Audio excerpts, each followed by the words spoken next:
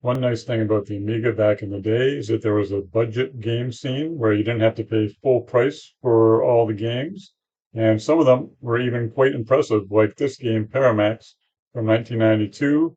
It's only got 3 stages, but it uses lots and lots of palette tricks and lots of copper routines. And I think it's kind of a fun little run and gun game too. Here it is in motion, so there's lots of parallax and lots of color changes.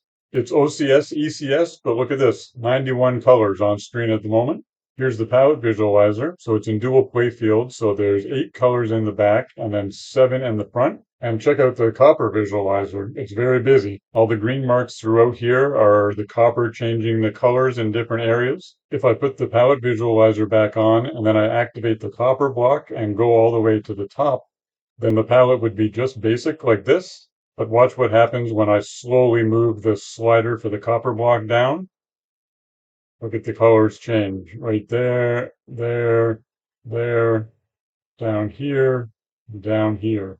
So yeah, lots of copper activity. So it's in 6-bit plane dual playfield. If we take the bit planes off and just do bit planes 0, 2, and 4, then you get the background. So here's just the background moving. And then bit plane 1, 3, and 5 are just the foreground. And here's just the foreground. And with all the bit planes off, these are the sprites. This game uses a lot of hardware sprites. Right at this point, sprite 0 and 1 are attached 15 colors for the player and also for the gun down in the HUD. Sprite 2 is for the time, but if I press the button, it's also for some of your shots. Sprite 3 is the lives counter, but it's also some of your shots. So with Sprite 2 and Sprite 3 on, you can shoot 2 at a time. But if you only have Sprite 2 on, it's slower. And Sprite 3 on is slower. But again, with them together, you get twice the shots and it's quicker. So Sprite 4 is some of the pickups, 3 colors, and then some of the writing. And these letters have been copperized to give more color. You can see that here in the copper visualizer. So color 25 changes as you move down. Sprite 5 is more letters, Sprite 6 more numbers, and then Sprite 7 more of the HUD. Interestingly, the HUD at the top is not sprites, it's just baked into the back layer.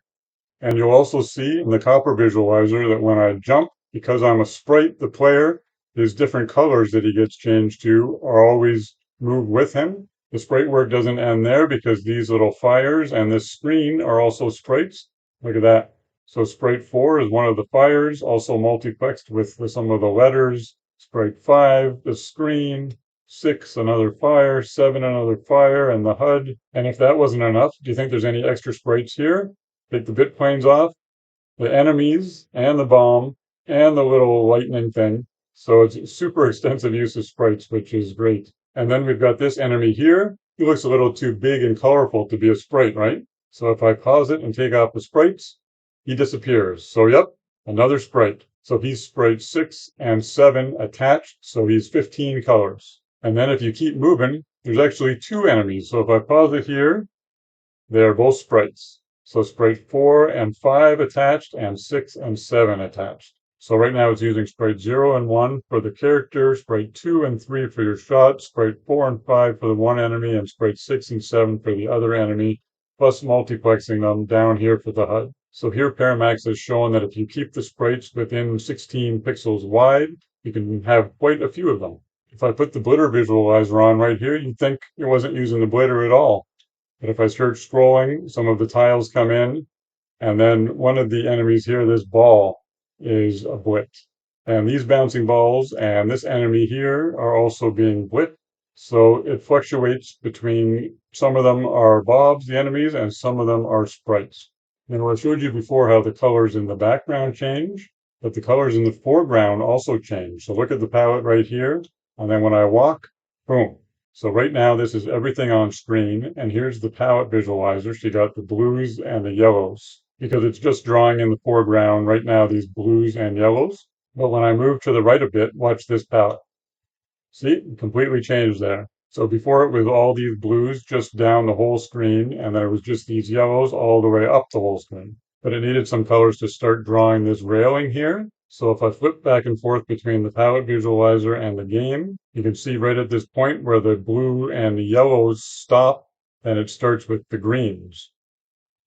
So the blues and the yellows stop and the greens start right here. And then if we move a bit farther to the right, and I pause it here, you can see the reds and the oranges are needed for these signs. Games reviewers are nice people. It even has little shiny bursts of light on different parts of the sign. And if you take the bit planes off, those are sprites again. And then watch when we go past the end of this sequence with the signs. Remember, we had the greens and the oranges and reds. So if I walk over just a bit to right here and then check the palette visualizer again, and now it's added a section with these purples and these blues in order to draw this part on the screen. So take a look here, for example, at color 11. It's green right now, but when I move over, boom, it changes to purple right there. And while it's doing all this fanciness with the colors, here's over 100 colors. It also stays at 50 frames per second. The sprite enemies move at 50 frames per second, so frame, frame, frame, frame. And some of the Bob enemies also move at 50 frames per second. So this plane here, frame, frame, frame, frame. But these bugs down here, frame, frame, frame, frame. Those are just 25 frames per second. But these bugs are moving more slowly anyways, yet this platform is moving faster, and if we do it frame by frame, frame, frame, frame, frame, it moves 50 frames per second. And so does the water down here. If you watch that, frame, frame, frame, frame. So it appears that all fast-moving objects plus the scrolling is all 50 frames per second. The only downside is that the visible area is 288 by only 191. And it looks like the sprites are not restricted to just 16 pixels across either, because this big flame is Sprite 5 and Sprite 4. Only 3 colors though, so 32 pixels across. So for instance, right now in this scene, you got 2 sprites here, you got 2 more here, you've got 2 attached for your player, you've got 1 for the fire, you've got this one for the fire, you've got the HUD, and then you've got these 2 bobs, and they're both moving at 50 frames per second. Frame, frame, frame, frame, frame. Plus you've got your shots, so not too shabby for a budget game. But it's cool that I noticed right here that there's 3 different things that can shoot out fire, but the game makes sure to only have 2 of them doing at once because this is 2 sprites, that's 2 sprites, so that's 4 sprites. But then if I jump up and I'm on the same horizontal scan line as these 4 sprites, I'm 2 sprites attached, so there would be 2, 4, 6.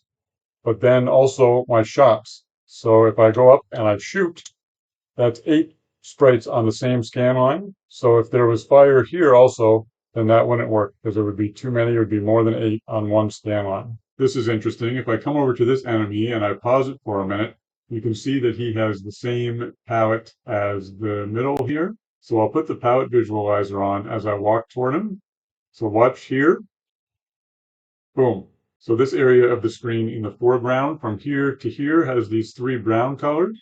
But watch what happens when he comes this way a bit. If I can pause it at the right time, right there. So they made a mistake and let him come up too far, because if you see the top of this here, he's just above it. So he's using these 3 colors and not these 3 because he reached to this line. The same thing even happened in Lionheart a few times on the swamp level with the bugs. So that's something you have to be very careful about as a developer when it comes to changing copper colors in the foreground. You have to always make sure that the enemy doesn't leave his confined boundary area. Now here's the first level boss, and it's kind of interesting with my theory about the 50 frames per second on the fast movements and 25 on slower. So when we first come up to him and he's jumping fast, if you do it frame by frame, then you've got frame, frame, frame, frame. So it's at 50 frames per second. But then when he starts moving towards you slowly, if you do it frame, frame, frame, frame, then it's 25 frames per second. So to me, I'm thinking it's not really a technical constraint about why they're dropping at 25 frames per second. They just do it when it's a slow movement anyways. Because when he starts shooting all these shots at you,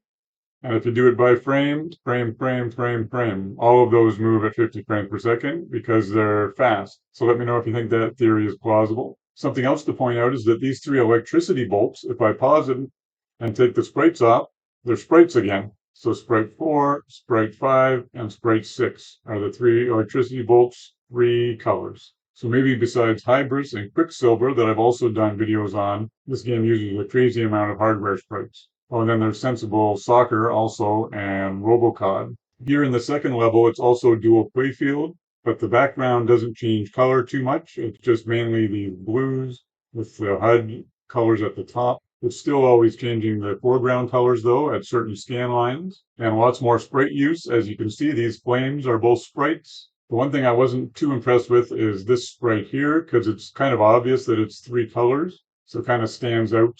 So as you can see, he's just sprite 4, 16 pixels across, 3 colors. I would have preferred they used an attached 15 color one for him. Here's another interesting showcase of all the sprites. All these drips are also sprites, so let's take the bit planes off. So look at all the sprites here. You've got the flames and the gold bars and the drips and your player and the HUD. And with the copper visualizer on, you can even see that the colors of the drips of the sprites follow along as they go down. And then if I jump up and down, my copper colors follow me too. So look at that. I've never seen anything so extensive in the copper outside of Hamlet for sprites. So here we are at the second boss, and it's kind of cool. Look up here. It looks like he's coming out of a shadow when he appears. See that? So they did that by having the shadowed version of each of these colors here at the top. So the boss is made of a bunch of big blitz, and it's also combined with sprites. Like remember the flame we saw in the level 1, and then these fireball. There's a maximum of 2 of them at the same time.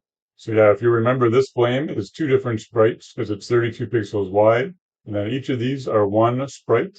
And then you've got the player and his shots. So that's 4 sprites, 5, 6, 7, 8. So that's the maximum sprites. And I think this boss might complicate my theory before about frames per second, because when he's coming down, he only comes at 25 frames per second. Frame, frame, frame, frame. But you'll notice that the drill bit spins every second frame. So every frame, something is happening, but the entire thing isn't moving. So watch, this frame will just be the drill bit. Frame, and then the next frame, the whole thing will move down, frame, and then the next drill bit, and then down, frame. And even the fireballs that are sprites are 25 frames per second, so frame, frame, frame, frame. So I kind of no longer have a coherent theory, sadly. So here in the third level, we're back to a really colorful background with the palette visualizer. Look at all that. Over 100 colors, 104. And what stood out to me here is that at first it looked like this sprite was somehow copperized, and I wondered how they did that. So looking at the copper visualizer, they actually tricked me, and I thought it would be copperized like down the whole thing, but instead it just has the palette. If I pause it, it changes the palette here with the yellow and the orange and the purple, and then it just draws it in the gradient style. So that's a clever little trick. It's also pretty much what they did up here for the 1-up and the high in the HUD. So here's the palette. So it's not copperized in the traditional sense, but it just uses that palette and draws it in a copper style. Now this is odd. These 2 moving platforms are sprites. You can see if I get rid of them here. But the weird thing is if you put the sprite visualizer on and pause it, this platform is sprite 6 and sprite 7, and this one is sprite 4 and sprite 5. But then if you play it, and after they move, this one now is sprite 4 and sprite 5, and this one is sprite 6 and sprite 7. So I'm not really sure why they keep changing like that. I can't really think of a reason. If you can think of one, please let me know in the comments. And with the copper visualizer, you can see the sprite colors moving up and down with the platforms. Now this is super fascinating. If I come over to these insects, look at this. You see what happened there? Let's look at it again, and I'll pause it. So right here you can see that this is 2 attached sprites. It's sprite 6 and 7, and then this one is sprite 4 and 5, and then it goes back to 6 and 7 and 4 and 5. But then watch what happens when they get right here. They turn into Blitter objects. So there's 2 left here. Look, they both turn into Blitter objects too. So let's look at it the other way with the Blitter visualizer on. And then look, they're not Blitter objects there, and then they become them. So why would they do this? Well, it's not for speed, because right now when they're sprites, if I go frame by frame, frame, frame, frame, frame, it's 50 frames per second. And now that these front ones are Blitter objects, if I go frame, frame, frame, frame, it's also 50 frames per second. Even when all 8 of them are Blitter objects, they still are 50 frames per second. Frame, frame, frame, frame. So it doesn't look like it's for speed reasons. So what could it be? Well, my best guess is that it's for palette reasons. Because right now, if you look at the palette visualizer, the greens and the grays that the insects use are only available at this point. Up here, you don't have the correct colors, so it has to be sprites. And then down here where they changed from sprites to Blitter objects, they now have the correct palette to be Bob's. So let's take a quick look in motion when they switch from sprites to Blitter objects. So it happens right there. And that's right in the heart of where it's the correct palette. So it's kind of crazy that they went to all that effort when they could have just spawned them somewhere else or had a different palette set up for the foreground. So very impressive for a budget game. And check out the copper visualizer when they come down. When they're sprites, look at all that. That's crazy amount of copper action. Here's another good example of a foreground palette change. Right here, just between here and here, you've got the grays and the greens. So you've got the grays and the greens in the middle, and then the blues and the reds at the top and the bottom. But watch what happens after you jump over this gap here in the water. Now you've still got the same blues and reds at the bottom, but in the middle, you've got pinks and yellows, and at the top, you got grays and greens. So this part stayed the same, and then it changed here, and it changed here. Here's the most extensive foreground palette change that I've found. Look at that. So you've got 114 colors here. So just like the platforms before, these fish are all sprites, but they keep changing which sprite they are as they go up and down. It's always sprite 4, 5, 6, and 7, but it's in different order. And here's the copper visualizer. So yeah, it's kind of a mystery. But here's some of the DMA stats for people that like to see those.